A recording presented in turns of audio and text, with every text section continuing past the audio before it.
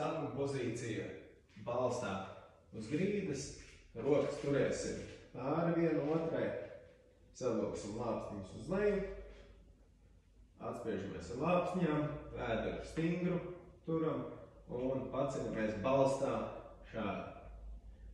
Un kustība sekojoša. Ar pēdām pārveļamies pāri uz sāniem, paceļam roku, paslēdzamies augšā, turam ķermeni taisnu un lēnām atgriežamies sākuma pozīcijā. Atkal pēdas uz otru pusi, ķermenis pagriežās, roka gaisā, noturam taisnu ķermeni.